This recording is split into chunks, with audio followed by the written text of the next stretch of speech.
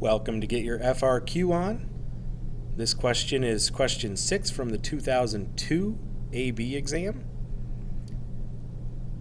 In the question stem, we're provided a table with values of both f of x and f prime of x. And in part A, we are asked to evaluate the definite integral from 0 to 1.5 of 3 times f prime of x plus 4 dx and show our work. We can simplify this definite integral calculation by using properties of integrals. We can split it into two separate definite integrals and then just combine the results. So the integral from 0 to 1.5 of 3 times f prime of x plus 4 dx can be split into 3 times the integral from 0 to 1.5 of f prime of x plus 4 times the integral from 0 to 1.5 dx. We can simplify this a little bit more by using antiderivatives and the fundamental theorem of calculus. The integral can be expressed as 3 times f of x plus 4x evaluated between 1.5 and 0.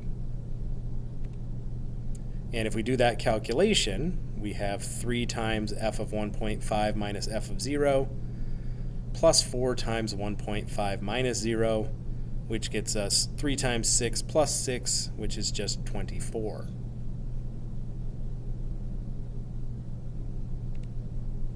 In part B, we are asked to find the line tangent to f at x equals 1 and use it to approximate the value of the function at 1.2 and then determine if this is an overestimate, an underestimate, and provide a reason.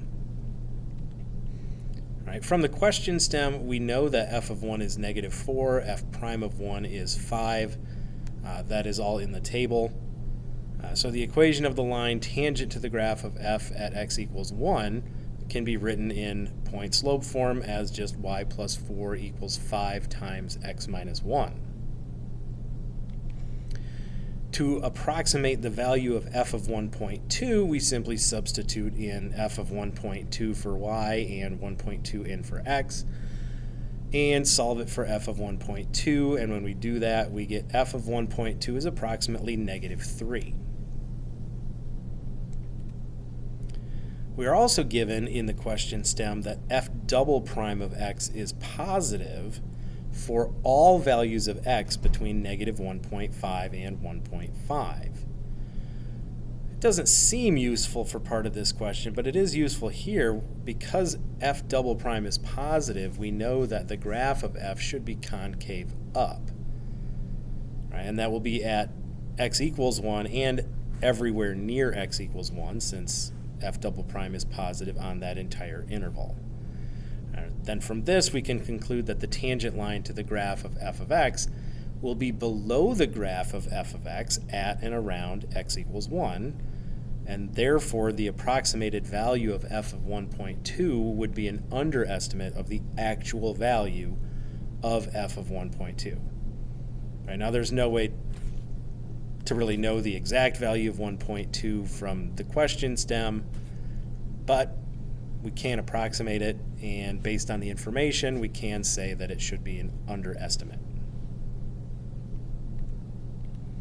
Part C, we are asked to find a value of r such that f prime of c equals r for some c between 0 and 0.5 and provide a reason. So first note that this feels like a mean value theorem question, and in order to use the mean value theorem on f prime of x, we must first determine that f prime of x is continuous and differentiable. Neither of these are given explicitly in the question stem. However, in the question stem, we are given that f double prime is positive for all x between negative 1.5 and 1.5. And this is quite helpful, even though it's kind of sneaky. Because f double prime of x is given as being positive for all x in the interval, we can conclude that f double prime exists for all x in that interval, and therefore f prime of x is differentiable. And if f prime of x is differentiable, it must also be continuous. So we can use the mean value theorem here. We've established that f prime of x is continuous, and therefore we can use the mean value theorem. So we do the calculation, f prime of 0.5 minus f prime of 0 all over 0.5 minus 0. And when we simplify that, we get 6. So therefore, there has to exist a c between 0 and 0.5 such that f double prime of c is equal to 6. So let r equal 6, and that should suffice. In part D, we are using the given f of x and g of x to determine if f of x and g of x are in fact the same function. And the stipulation here about g of x is that it goes through all of the points in the table provided in the question stem, and we have to determine if g of x is actually the same as f of x using something else. We're already given that it goes through all the points, so we can't just use the fact that it goes through all the points.